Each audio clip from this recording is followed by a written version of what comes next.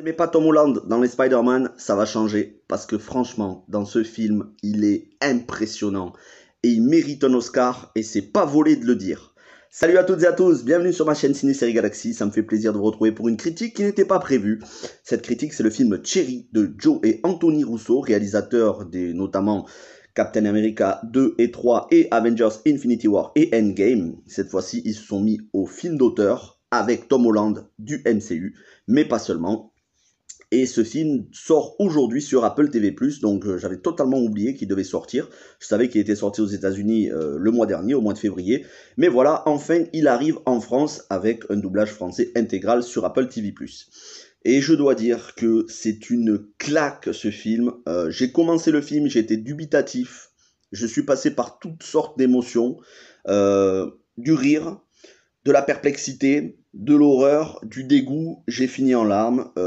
Bon, pas non plus des larmes par torrent non plus, mais voilà, c'est vraiment un grand film qui est assez long, plus de 2h20, mais ça vaut le coup d'aller jusqu'au bout et vous verrez Tom Holland, vous ne le verrez plus de la même façon.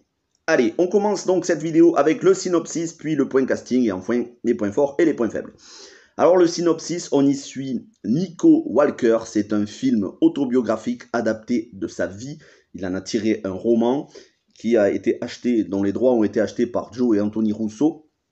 Et donc Nico Walker, c'est un jeune étudiant américain, paumé un petit peu, qui ne sait pas quoi trop faire de sa vie, qui va s'attacher à une fille, parce qu'il sort avec elle, il va tomber amoureux d'elle, finalement ils s'aiment tellement qu'ils vont se marier, mais avant ça, il va s'engager dans l'armée, et après s'être marié, il va être appelé sous les drapeaux de l'armée américaine, on est en 2003, c'est la guerre en Irak, il va aller au front en tant qu'infirmier, il va voir toutes sortes d'horreurs et il va revenir atteint du syndrome de stress post-traumatique. Seulement, il va tellement le gérer d'une façon calamiteuse, si ce n'est bien plus que ça. Il va le gérer avec de l'héroïne et il va devenir un junkie. Et sa femme va devenir une junkie avec lui.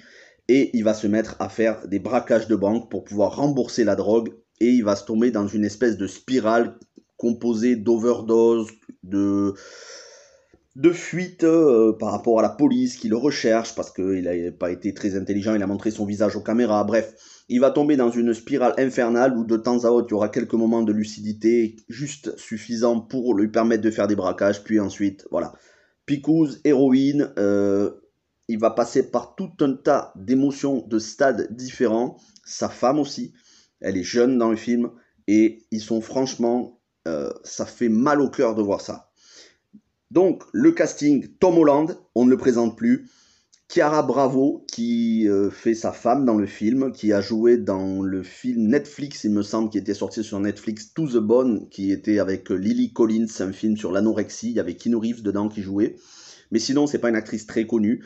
Et puis, on a une apparition de 2 ou 3 autres acteurs assez connus, notamment Bill Skarsgård, Pennywise, mais pas seulement. Jack Reynor, qu'on avait pu voir dans Transformers 4, il me semble.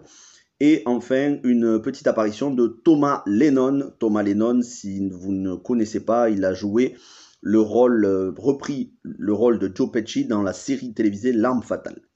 Voilà pour le casting. Joe et Anthony Russo à la réalisation, c'est extrêmement bien réalisé, mais ça fait partie des points forts. Et au niveau de la composition musicale, c'est Henry Jackman. Henry Jackman a fait tellement de bandes originales que je vais vous en citer juste 2 qui me viennent à l'esprit. Les Mondes de Ralph de Disney et X-Men le commencement de Matthew Vaughn. Voilà. Mais il a fait tellement de bandes originales, c'est un très très bon compositeur.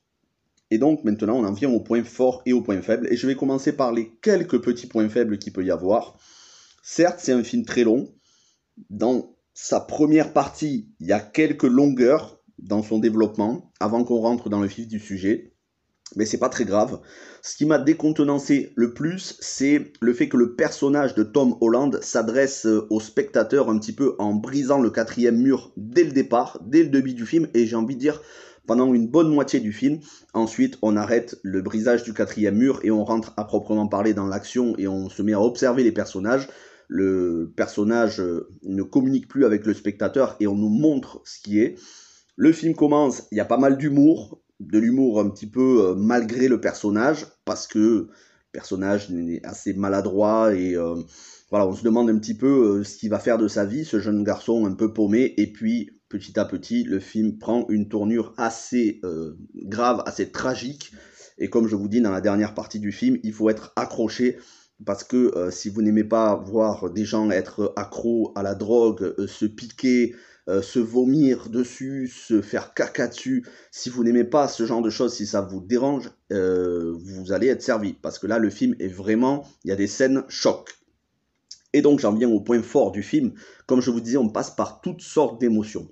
Le film commence, allez, c'est assez banal, un film, j'ai envie de vous dire un film d'auteur, sans grande ambition, si ce n'est quelques cadrages, quelques plans, quelques manières de filmer. Donc des fois on a du 16 neuvième, puis ensuite on passe au 4 tiers, puis ensuite on passe avec des bandes noires, puis en plein écran. Vous savez, je suis pas un expert de tout ce qui est, je pourrais pas vous dire si c'est du format, voilà, je connais pas exactement les termes.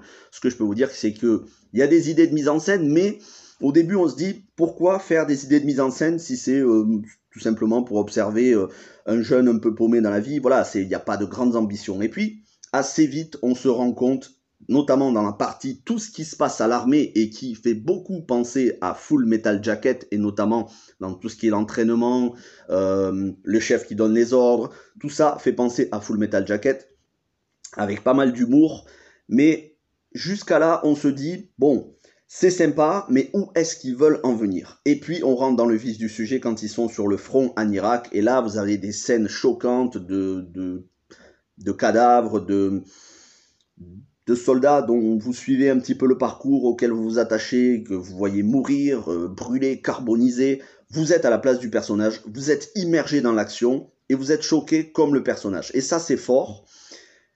J'allais dire Matthew Vaughn, ça c'est le réalisateur d'X-Men, Tom Holland fait un petit peu penser à Peter Parker en début. Voilà, il a cette espèce d'innocence un petit peu gauche, un peu maladroit. Et puis très vite, il prend en charisme dans le film, il prend en sérieux. Durant toute la partie consacrée à l'armée, consacrée à son engagement, à son service militaire, on a une critique de l'armée américaine, mais pas seulement de l'armée américaine, tout simplement de l'engagement militaire, de la guerre, tout simplement, de la guerre en tant qu'institution. On a une critique assez lucide, assez serré, pointu, j'ai envie de vous dire. C'est tourné sous forme de dérision, mais c'est montré réellement, justement, comme bien des gens qui ne savent pas ce qu'ils vont faire, qui jouent aux soldats, mais qui ne sont pas du tout préparés à ça, qui reçoivent des ordres de personnes qui jouent elles aussi aux soldats, mais qui ne connaissent pas vraiment leur métier. Et c'est vraiment quand ils sont confrontés à la mort qu'ils se rendent compte de ce qu'est la guerre, où c'est pas juste un entraînement dans une caserne pour se déshabiller le plus vite possible ou pour faire des pompes. Voilà. Et le fait de recevoir des ordres de la part de guignols et au final être confronté à la mort et revenir avec un syndrome de stress post-traumatique sans aucun suivi, sans aucun soutien de l'armée, c'est toujours le cas aujourd'hui. Le film parle de 2003 et de la guerre en Irak, mais c'est toujours le cas pour les guerres aujourd'hui, et ça a toujours été le cas, que ce soit le Vietnam ou les autres guerres, c'est-à-dire qu'on envoie des gens totalement inexpérimentés en leur donnant des cours théoriques, en leur faisant croire ce qu'est la guerre, en leur donnant un sentiment de toute puissance, et quand ils arrivent sur le terrain, ils sont totalement désarmés, pas seulement physiquement, mais désarmés moralement et psychologiquement, et ensuite, au retour, on les abandonne. Donc, oui, c'est une critique de la guerre, les guerres faites par les États-Unis, mais pas seulement, ça peut être valable pour toutes les autres guerres de tous les autres pays. Donc, dans cette première partie, qui doit durer à peu près, j'ai envie de vous dire, jusqu'à 1h20 du film, on a toute cette critique du système militaire américain. Et puis, dans une deuxième partie, on a vraiment les effets et surtout les conséquences du stress post-traumatique, c'est-à-dire les soldats qui dorment pas, qui font des cauchemars la nuit, qui sont en lange, qui sont en nage, et puis très vite, le fait de devenir accro aux médicaments, dans un premier temps les antidépresseurs, puis l'oxycodone, puis on en arrive à l'héroïne. Et là, il rentre dans une spirale infernale, et c'est pas seulement lui, mais c'est aussi sa femme qui l'entraîne, malgré lui, bien évidemment.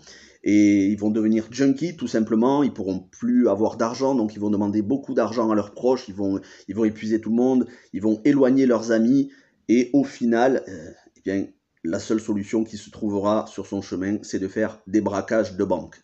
Voilà, je vous en dis pas plus, je ne vous dis pas comment le film se termine, tout ce que je viens de vous dire là, c'est le synopsis de base, mais voilà, vous verrez comment le film se termine, c'est une histoire vraie, je vous en dis pas plus, ce que je peux vous dire, c'est qu'il faut être bien accroché, parce que dans toute la partie junkie, vous allez en voir, comme je l'ai dit il y a quelques minutes, vous allez voir des picouses, vous allez voir des overdoses, vous allez voir des personnes se vomir dessus, vous allez voir des gens désespérés, des gens qui sont maigres, qui ont un teint blafard, qui sont vraiment transformés physiquement. Et Tom Holland est impressionnant, tantôt flippant à certains moments. On a de la peine pour lui, on a de la peine pour sa femme, qui est brillamment interprétée par Chiara Bravo, qui est vraiment exceptionnelle dans le film, à la hauteur de Tom Holland. Vraiment, c'est un très grand film. Un film très touchant, ça m'a fait penser à Candy avec Heath Ledger, le regretté Heath Ledger et Abby Cornish, ainsi que Geoffrey Rush. C'est un film que je vous conseille de voir, ça s'appelle Candy. Un couple aussi qui devient junkie, accro à leur dealer de drogue. Et vraiment, c'est un Tom Holland, j'ai envie de vous dire, comme vous ne l'avez jamais vu. J'ai vu énormément de films avec Tom Holland, je ne suis pas spécialement fan des Spider-Man du MCU, mais là, je dois reconnaître que oui, un Oscar pour Tom Holland serait amplement mérité. Quand on voit les acteurs qui sont récompensés aux Oscars aujourd'hui, je ne vois pas pourquoi Tom Holland ne le mériterait pas. Alors je ne crois pas qu'il soit nommé, en tout cas je ne sais pas si les nominations sont encore tombées, mais je crois que ce n'est pas le cas des Golden Globes. En tout cas, il mériterait largement une nomination aux Oscars et même de le remporter. J'espère que le film va marcher énormément parce que c'est mérité, qu'il va avoir un gros succès, même si la plateforme Apple TV+, n'est pas forcément une plateforme que tout le monde a. En tout cas, on n'en parle pas autant que Netflix ou Amazon, mais il faut du très bon contenu, notamment au niveau des séries. Mais là, Cherry, de Joe et Anthony Russo, s'il y en a certains qui doutaient encore que Joe et Anthony Russo soient de grands réalisateurs, parce que tout simplement, ils ont réalisé des blockbusters du MCU, pour moi, ce sont des grands réalisateurs, mais si quelqu'un en doutait encore, eh bien qu'il regarde Cherry, vous verrez que Joe et Anthony Russo, ce sont des auteurs de cinéma, même s'ils n'ont pas écrit le script, ils ont quand même bossé dessus, ça porte leurs pattes, leur style, et Tom Holland est un grand acteur, et j'espère que tous ceux qui ne sont pas fans de Tom Holland, j'espère qu'ils reconnaîtront le talent de cet acteur, qui est vraiment impressionnant dans le film, et très touchant, et une dernière partie qui vous émouvra, qui vous suscitera de l'émotion, je ne sais plus comment on dit. Bref, une réussite totale, malgré quelques petites longueurs de début, mais vraiment une réussite totale ce film. Un grand film, Cherry de Joe et Anthony Russo avec Tom Holland, disponible sur Apple TV+, aujourd'hui. Merci à tous ceux qui ont suivi cette critique en entier. On se retrouve demain demain ou dimanche, on va voir, pour une critique d'une mini-série Netflix. Et puis la semaine prochaine, comme je vous ai dit dans la vidéo précédente sur Synchronique, je vous ai fait en fin de vidéo le programme de la semaine prochaine, composé de live, de vidéos. Ce sera quasi exclusivement des critiques de séries, parce que cette semaine j'ai fait pas mal de critiques de films. En tout cas, passez un bon week-end, merci à vous tous, et ciao tout le monde.